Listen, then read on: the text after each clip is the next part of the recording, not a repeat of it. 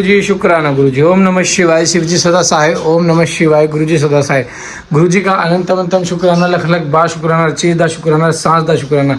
संगत जी, गुरु जी कहते हैं जब जब मैं तुम्हारे कष्ट काटता हूँ तो तुम्हें थोड़ा थोड़ा दुख होता है, वो सिर्फ 10% आपके पास आता है, बाकी 90% तो मैं अपने ऊपर ले लेता हूँ या तुम्हारे सपनों की दुनिया में जाके ही कटवा देता हूँ।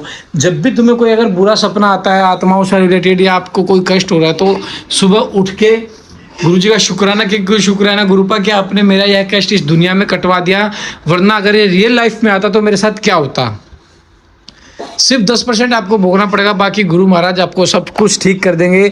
जितने अच्छे कर्म करोगे उतनी जल्दी तरक्की मिलेगी, जितने अच्छी चीज़ रखोगे, भावना रखोगे, मन की धारणा रखोगे, उतने अच्छे आपके काम बनते चले जाएंगे। संगत जी देखो, मन की भावना से, मन की पवित्रता से ही आपके कार्य में सिद्धि मिलती है और आपके आगे काम बनते चले जाते हैं। जितना पवित्र मन से आप गुरु जी से जुड़ोगे, पाठ को सुनोगे हैं और संगत जी ब्लेसिंग्स लोगे, पाठ को सुनने के बाद गुरु जी की प्यारी प्यारी और मंत्र जाप करोगे, सत्संग को सुनोगे, संगत जी जितनी आप ज़्यादा ब्लेसिंग करोगे ना उतनी ही गुरुजी आपको ब्लेस करेंगे, उतना ही गुरुजी आपको आगे बढ़ने के लिए रास्ता दिखाएंगे और हर रास्ते में गुरुजी आपका सलाह के साथ साथ भी देंगे। संगत जी बहुत बहुत ज़्यादा प्यारी ब्लेसिंग्स है। गुरुजी ब्लेस करे, गुरुजी हर चीज़ में आपको ब्लेस करे। संगत जी गुरुजी की ब्लेसिंग्स इतनी है ना कि हम सोच भी नहीं सकते और गुरुजी हमें इतना ब्लेस कर सकते हैं, हमें पता भी नहीं होता कि कब गुरुजी ने हमें ब्लेस कर दिया, कब हमें रास्ता मिल गया और बस वो काम हो जाता है। तो यही तो हमारे गुरुजी का चमत्कार है। संगत जी नवरात्रों के लिए कल मैंने आपको बताया था, डेली आप 10 रुपये निकालना, जब 90 रुपये हो जाए तो 9 समोसे ले आना और 9 कप चाय बनाना और 9 लेबरों में या किसी भी ऐसे इंसान को बांट देना जिसे सुबह से खाना ना मिला हो। तो संगत जी ऐसे आप ब्लेसिंग्स लेना गुरु जी को और ब्लेसिंग्स को करना। जय गुरु जी, शुक्राना गुरु जी। ओम नमः शिवाय। शिव जी सदा सहाय। ओम नमः शिवाय। गुरु जी सदा सहाय। पाठ को सब्सक्राइब, चैनल को सब्सक्राइब करें, बेल आइकन को प्रेस करें ताकि लेटेस्ट सत्संग की जानकारी आपको सबसे पहले मिले। जय गुरु जी, शुक्राना गुरु जी। जय गुरु जी। नंदीश्वर द्वारा शुक्राचार्य का अपहरण और शिव द्वारा उनका निगला जाना। 100 वर्ष के बाद शुक्र का शिवलिंग के रास्ते बाहर निकलना। शिव द्वारा उनका शुक्र नाम रखा जाना। शुक्र द्वारा जपे गए मृत्युंजय मंत्र और शिव अष्टोत्तर सतनाम स्तोत्र का वर्णन। शिव द्वारा अंधक को वर प्रदान। व्यास जी ने पूछा कि महान बुद्धिमान संत कुमार जी, जब वह महान भयंकर एवं रोमांचकारी संग्राम चल रहा था उस समय त्रिपुरारी शंकर ने दैत्य गुरु विद्वान शुक्राचार्य को निगल लिया था। यह घटना मैंने संक्षेप में ही सुनी थी, अब आप उसे विस्तार पूर्वक वर्णन कीजिए। पिनाकधारी शिव के उदर में जाकर उन महायोगी शुक्राचार्य ने क्या किया था? शंभु की जठा अग्नि से उन्हें जलाया क्यों नहीं? भृगुनंदन बुद्धिमान शुक्र भी तो कल्पांतकालीन अग्नि के समान उग्र तेजस्वी थे। वे शंभु के जठर पंचर से कैसे निकले? उन्होंने कैसे और कितने काल तक आराधना की थी? तात उन्हें तो मृत्यु का समन करने वाली पराविद्या प्राप्त हुई थी। वह विद्या कौन सी थी जिससे मृत्यु का निवारण हो जाता है? मुने लीला विहारी देवादिदेव भगवान शंकर के त्रिशूल के छूटे हुए अंधक को गणा अदक्षता की प्राप्ति कैसे हुई? तात मुझे शिव लीला मृत्य श्रवण करने की विशेष लालसा है, अतः आप मुझ पर कृपा करके वह सारा वृत्तांत पूर्ण रूप से वर्णन कीजिए। ब्रह्मा जी कहते हैं कि अमित तेजस्वी व्यास ने उन वचनों को सुनकर संत कुमार शिव जी के चरणों कमलों का स्मरण करके कहने लगे। संत कुमार जी ने कहा कि मुनिवर भगवान शंकर के प्रथम परमथों की जब अत्यंत विजयी होने लगी तब अंधक घबरा कर शुक्राचार्य के शरण में गया और उसने गिड़गिड़ाकर मृत संजीवनी विद्या के द्वारा मरे हुए असुरों को जीवित करने की प्रसन्न प्रार्थना की। इस पर शुक्राचार्य ने शरणागत धर्म की रक्षा करना उचित समझा। फिर तो वे युद्ध स्थल में गए और आदरपूर्वक विद्या के स्वामी शंकर का स्मरण करके एक एक दैत्य पर मृत संजीवनी विद्या का प्रयोग करने लगे। उस विद्या का प्रयोग होते ही वे सभी दैत्य दानव वीर एक साथ ही हथियार लिए हुए इस प्रकार उठ खड़े हुए मानो सभी सोकर उठे हों, जैसे पूर्णता अभ्यस्त किया हुआ वेद समरभूमि में बादल और श्रद्धापूर्वक ब्राह्मणों को दिया हुआ धन आपत्ति के समय तुरंत प्रकट हो जाता है। उसी प्रकार वे उठ खड़े हुए। शुक्राचार्य के संजीवनी प्रयोग से जब बड़े बड़े दानव जीवित होकर परमथों को बुरते मानने लगे तब परमथों ने जाकर परमेथेस अस्वेर शिव को यह समाचार सुना। तब शिव जी ने कहा कि नंदिन, तुम अभी तुरंत ही जाओ और दैत्यों के बीच में द्विज श्रेष्ठ शुक्राचार्य को उसी प्रकार उठा लाओ जैसे बाज लवा को उठा ले जाता है। संत कुमार जी कहते हैं कि महर्षि वृषध्वज के यूं कहने पर नंदी सांड के समान बड़े जोर से गरजे और तुरंत ही सेना को लांग कर उस स्थान पर जा पहुंचे जहाँ भृगुवंश के दीपक शुक्राचार्य विराजमान थे।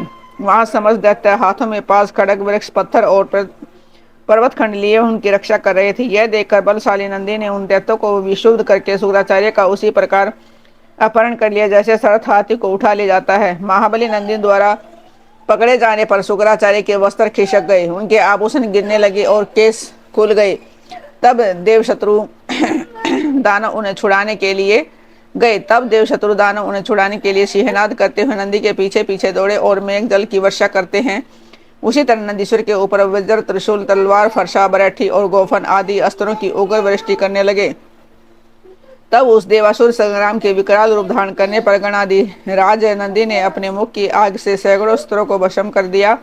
उन बैकुंठनंदन को दबोच कर शत्रु दल को व्यवस्थित करते हुए शिवजी के समीप आ पहुंचे था। शीघ्र ही उन्होंने निवेदित करते हुए बोले, भगवान ये शुक्राचार्य उपस्थित हैं। तब भूतनाथ देवादिदेव शंकर ने पवित्र पुरुष द्वारा प्रदान किए उपहार की भांति शुक्राचार्य को पकड़ लिया और बिना कुछ कहे उन्हें फल की तरह मुख में डाल लिया। उस समय समस्त असुर ऊंच स्वर से हाहाकार करने लगे।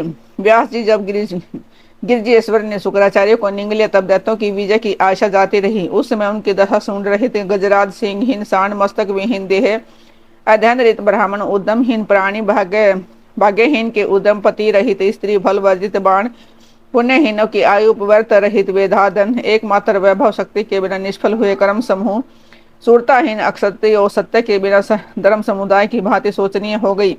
दैत्यों का सारा उत्साह जाता रहा। तब अंधक ने महान दुख प्रकट करते हुए अपने सूरवीरों को बहुत उत्साहित किया और कहा कि वीरों जो रणांगन छोड़कर भाग जाते हैं, उनकी ख्याति अपयश रूपी कालिमा से मलिन हो जाती है और उन्हें इस लोक में तथा परलोक में कहीं भी सुख नहीं मिलता। यदि पुनर्जन्म रूपी मल का अपहरण करने वाले दर्ता तीर्थ रण तीर्थ में अवगाहन कर लिया जाए तो अन्य तीर्थों में स्नान, दान और तप की क्या आवश्यकता है, अर्थात इसका फल रणभूमि में प्राण त्याग करने से ही प्राप्त हो जाता है। दैत्यराज के इस वचन को पूर्ण रूप से धारण करके वे दैत्य तथा दानव रणभेरी बजाकर रणभूमि पर परमथ गणों पर टूट पड़े और उन्हें मथने लगे। बाण, खड्ग, वज्र, सरीखे, कठोर पत्थर, वृषुंडी, बिंदी, बाल, शक्ति, भाले, फरसे, खटवांग, पटिष्ठ, त्रिशूल, लटुक और मुसलों द्वारा परस्पर प्रहार करते हुए भयंकर मारकाट मचाने लगे। इस प्रकार अत्यंत घमासान युद्ध हुआ। इसी बीच विनायक, सकंद नंदी, सोमनंदी, वीर, नैगमय और महाबली, वैशाख आदि उग्र गणों ने त्रिशूल शक्ति और बाण समूहों की धारावाहिक वर्षा करते हुए अंधक को अंधा बना दिया। फिर तो प्रमथों तथा असुरों की सेनाओं में महान कोलाहल मच गया। उस घोर शब्द को सुनकर शंभु के उदर में स्थित शुक्राचार्य आश्रय रहित वायु की भांति निकलने का मार्ग ढूंढते हुए चक्कर काटने लगे। उस समय उन्हें रुद्र के उदर में पाताल रहित सातों लोक, ब्रह्मा, नारायण, इंद्र, आदित्य और अप्सराओं के विचित्र भुवन तथा वह प्रथम सूर्य संग्राम में देख पड़ा। इसी प्रकार वे 100 वर्षों तक शिवजी की कुक्षी में चारों ओर भ्रमण करते रहे, परंतु उन्हें उसी प्रकार कोई छिद्र नहीं दिख पड़ा, जैसे दुष्ट की दृष्टि सदाचारी के छिद्र को नहीं देख पाती। तब भृगुनंदन ने शिव योग का आश्रय ले एक मंत्र का जप किया। उस मंत्र के प्रभाव से वे शंभु के जठर पंजर से शुक्र रूप में लिंग मार्ग से बाहर निकले। तब उन्होंने शिवजी को प्रणाम किया। गौरी ने उन्हें पुत्र रूप में स्वीकार कर लिया और विघ्न रहित बना दिया। तदंतर करुणा सागर महेश्वर भृगुनंदन शुक्राचार्य को वीरे का रास्ते निकला हुआ देख कर मुस्कुराते हुए बोले, महेश्वर ने कहा कि भृगुनंदन, चूंकि तुम मेरे लिंग मार्ग से शुक्र की तरह निकली हो, इसलिए अब तुम शुक्र कहलाओगे। जाओ, अब तुम मेरे पुत्र हो गए। संत कुमार जी कहते हैं कि मुनिवर देवेश्वर शंकर के कहने पर सूर्य के सदृश कांतिमान शुक्र ने पुनः शिव जी को प्रणाम किया और वे हाथ जोड़कर स्तुति करने लगे। शुक्र ने कहा कि भगवान, आपके पैर, सिर, नेत्र, हाथ और भुजाएं अनंत हैं। आपकी मूर्तियों की भी गणना नहीं हो सकती। ऐसी दशा में मैं आपके स्तुतक की सिर झुकाकर किस प्रकार स्तुति करूं? आपकी 8 मूर्तियां बताई जाती हैं और आप अनंत मूर्ति भी हैं। आप संपूर्ण सुरों और असुरों की कामना पूर्ण करने वाले हैं तथा अनिष्ट दृष्टि से देखने पर आप ही संहार कर डालते हैं। ऐसे सत्वन के योग्य आपकी मैं किस प्रकार स्तुति करूं? संत कुमार जी कहते हैं कि मुने इस प्रकार शुक्र ने शिव जी की स्तुति करके उन्हें नमस्कार किया। उनकी आज्ञा से वे पुनः दानवों की सेना में प्रविष्ट हुए, ठीक उसी तरह जैसे चंद्रमा मेघों की घटा में प्रविष्ट करते हैं। व्यास जी, इस प्रकार रणभूमि में शंकर ने जिस तरह शुक्र को निगल लिया था वह वृत्तांत जो तुम्हें सुना दिया है। अब शंभु के उदर में शुक्र ने जिस मंत्र का जप किया था उसका वर्णन सुनो। महर से यह मंत्र इस प्रकार है। इसी श्रेष्ठ मंत्र का जप करके शुक्र शंभु के जठर पंचर से लिंग के रास्ते उत्कृष्ट वीर्य की तरह निकले थे। उस समय गौरी ने उन्हें अपने पुत्र के रूप में अपनाया और जगदीश्वर शिव ने अजर अमर बना दिया। तब वे दूसरे शंकर के सदृश शोभा पाने लगे। 3000 वर्ष व्यतीत होने के पश्चात यही वेद निधि मुनीश्वर शुक्र पुण्य इस भूतल पर महेश्वर से वे एक दूसरे शंकर के सदृश शोभा पाने लगे। इस 3000 वर्ष व्यतीत होने के पश्चात विवेद नीति मुनीश्वर शुक्र पुनः इस भूतल पर महेश्वर से उत्पन्न हुए। उस समय उन्होंने धैर्यशाली एवं तपस्वी दानवराज अंधक को देखा। उसका शरीर सूख गया था और वह त्रिशूल पर लटका हुआ परमेश्वर शिव का ध्यान कर रहा था, उसके नामों का इस प्रकार स्मरण कर रहा था। महादेव देवताओं में महान विपक्ष विकराल नेत्र वाले चंद्रहार शेखर मस्तक पर अर्धचंद्र धारण करने वाले अमृत स्वरूप सनातन समाधिस्थ होने पर ठूठ के समान स्थिर गले में नील चिन्ह धारण करने वाले पिनाक नामक धनुष धारण करने वाले वृषभ के नेत्र सरीखे विशाल नेत्रों वाले महान रूप से जानने योग्य अंतर्यामी संपूर्ण कामना को पूर्ण करने वाले कामदेव के शत्रु कामदेव को दग्ध कर देने वाले इच्छा अनुसार रूप धारण करने वाले विशाल जटाओं वाले विकराल रूपधारी गिरिवर कैलाश पर शयन करने वाले भयंकर रूप वाले बड़े बड़े जबड़ों वाले लाल वस्त्रधारी योग ज्ञाता काल को वशम कर देने वाले त्रिपुरों के संहार करता कपाल धारण करने वाले जिनका व्रत प्रकट नहीं होता गोपनीय मंत्रों वाले गंभीर स्वभाव वाले भक्तों की भावना के अनुसार प्रकट होने वाले अणिमा आदि सिद्धियों के अधिष्ठान त्रिलोकी का ऐश्वर्य प्रदान करने वाले बलशाली शत्रु वीरों को मारने वाले दुष्टों के लिए भयंकर विकट रूप धारण करने वाले मोटे ताजे शरीर वाले निपुण श्रेष्ठ फल का गुद्दा खाने वाले मत वाले काल भैरव स्वरूप देवेश्वरों में भी श्रेष्ठ त्रिलोकी का विनाश करने वाले सब जनों के लोभी महाव्याध स्वरूप दक्ष यज्ञ के विनाशक कृतकाओं के पुत्र से उन्मुक्त का सवेश धारण करने वाले गजासुर के चमड़े को ही वस्त्र के रूप में धारण करने वाले हाथी का चरण लपेटने वाले भक्तों का कष्ट देकर अशुद्ध हो जाने वाले सर्पों को भूषण रूप में धारण करने वाले भक्तों के अवलंब दाता वेताल स्वरूप घोर शाकिनियों द्वारा समाराधित अघोर पथ के प्रवर्तक भयंकर दैत्यों के संहारक भीषण शब्द करने वाले वनस्पति स्वरूप शरीर में भस्म रमाने वाले जटाधारी परम पावन सैकड़ों मेरुदंड नामक पक्षियों द्वारा सेवित भूतों के अधिपति भूतगणों के स्वामी पंचभूतों को आश्रय देने वाले गगन विहारी क्रोध युक्त दुष्टों पर कठोर व्यवहार करने वाले प्रचंड पराक्रमी चंडी के प्राणनाथ चंडिका के प्रियतम अत्यंत कुपित मुख वाले गुरु स्वरूप खड़ग स्वरूप सब का भोग लगाने वाले क्रोध होने पर जीव लपलपाने वाले अत्यंत भयंकर मृत्यु स्वरूप मृत्यु की भी पहुँच से परे मृत्यु के भी काले विशाल सेना वाले कार्तिकेय स्वरूप शमशान एवं अरण्य में विचरने वाले प्रेम स्वरूप आसक्ति सहित प्रेम में मस्त रहने वाले वैरागी तेज की असंख्य चिंगारियों से युक्त सत्व गुण रूप रजो गुण रूप तमो गुण रूप धर्म स्वरूप अधर्म रूप इंद्र के छोटे भाई उपेंद्र स्वरूप सत्य रूप सत्य से भी परे उत्तम रूप वाले भिब्स रूपधारी हेतु रहित आधा पुरुष और आधा स्त्री का रूप धारण करने वाले सूर्य स्वरूप कोटि शत सूर्यों के समान प्रभाशाली यज्ञ स्वरूप यज्ञेश्वर संहार करता ईश्वर वरदाता कल्याण स्वरूप परमात्मा ईश्वर की इन मूर्तियों का ध्यान करने से दानव उस महान भय से मुक्त हो गया। उसे समय प्रसन्न हुए जटाधारी शंकर ने उसे मुक्त करके इस त्रिशूल के अग्रभाग से उतार लिया और दिव्य अमृत की वर्षा से अभिषेक कर दिया। तत्पश्चात महात्मा महेश्वर उसने जो कुछ किया था उन सब का सांत्वना पूर्वक वर्णन करते हुए उन महादैत्य अंधक से बोले। ईश्वर ने कहा कि ये दैत्येंद्र मैं तेरे इंद्रिय निग्रह नियम शौर्य और धैर्य से प्रसन्न हो गया हूँ। अतः सोव्रत तू अब कोई भी वर मांग ले। दैत्यों के राजा धीराज तूने निरंतर मेरी आराधना की है, इसे तेरा सारा कलमश धुल गया और तुम वर पाने के योग्य हो गया है। इसलिए मैं तुझे वर देने के लिए आया हूँ, क्योंकि 3000 वर्षों तक बिना खाए पिए प्राण धारण किए रहने से तूने जो पुण्य कमाया है उसके फलस्वरूप तुझे सुख की प्राप्ति होनी चाहिए। संत कुमार जी कहते हैं, मुने यह सुनकर अंधक ने भूमि पर अपने घुटने टेक दिए और फिर हाथ जोड़कर कांपता हुआ भगवान उमापति से बोला।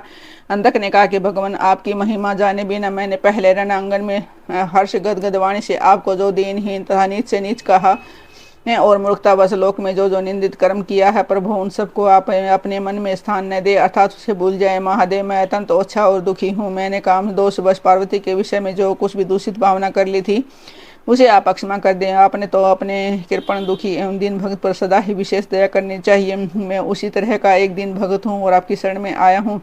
देखिए मैंने आपके सामने अंजलि बांध रखी है। अब आपको मेरी रक्षा करनी चाहिए। हे ये जगनजननी पार्वती देवी भी मुझ पर प्रसन्न हो जाए और सारे क्रोध को त्याग करें। मुझे कृपा दृष्टि से देखे चंद्रशेखर कहा तो आप ये भयंकर क्रोध और कहा मैं कुछ तुच्छ दैत्य चंद्रमौली मैं किसी प्रकार आपको उसको सहन नहीं कर सकता। संभो कहा तो परम उदार आप और कहा बुढ़ापा मृत्यु और काम क्रोध आदि दोषों के वशीभूत मैं, अर्थात मेरी आपके साथ क्या तुलना है। महेश्वर आपके युद्ध कला निपुण महाबली वीर पुत्र मेरी कृपणतार विचार करके आप क्रोध के वशीभूत मत हो। तुषार हार चंद्र किरण शंख कुंद पुष्प और चंद्रमा के ये वर्ण वाले शिव, मैं इन पार्वती को गुरुता के गौरव से नित्य मातृ दृष्टि से देखूं, मैं नित्य आप दोनों का भक्त बना रहूं, देवताओं के साथ होने वाला मेरा वैर दूर हो जाए तथा मैं शांत चित्त और योग चिंतन करता हुआ गणों के साथ निवास करूं। महेशान, आपकी कृपा से मैं उत्पन्न हुई इस विरोधी दानव भाव का पुनः कभी स्मरण न करूं, यही उत्तम वर मुझे प्रदान कीजिए। संत कुमार जी कहते हैं कि मुनि सतम इतनी बात कहकर वह दैत्य राजमाता पार्वती की ओर देखकर त्रिशैन शंकर का ध्यान करता हुआ मौन हो गया। तब रुद्र ने उसकी ओर कृपा दृष्टि से देखा, उनकी दृष्टि पड़ते ही उसे अपने पूर्व वृत्तांत अद्भुत जन्म का स्मरण हुआ। इस घटना का स्मरण होते ही उसका मनोरथ पूर्ण हो गया। फिर तो माता पिता उमा महेश्वर को प्रणाम करके वह कृतकृत्य हो गया। उस समय पार्वती बुद्धिमान शंकर ने उसका मस्तक सूंघ कर प्यार किया। इस प्रकार अंधक ने प्रसन्न हुए चंद्रशेखर से अपना सारा मनोरथ प्राप्त कर लिया। मुने महादेव की कृपा से अंधक को जिस प्रकार परम सुख गणाध्यक्ष पद प्राप्त हुआ था, वह सारा का सारा पुरातन वृत्तांत मैंने सुना दिया और मृत्युंजय मंत्र का भी वर्णन कर दिया। यह मंत्र मृत्यु का विनाशक और संपूर्ण कामनाओं का फल देने वाला है, इसे प्रयत्न पूर्वक जपना चाहिए।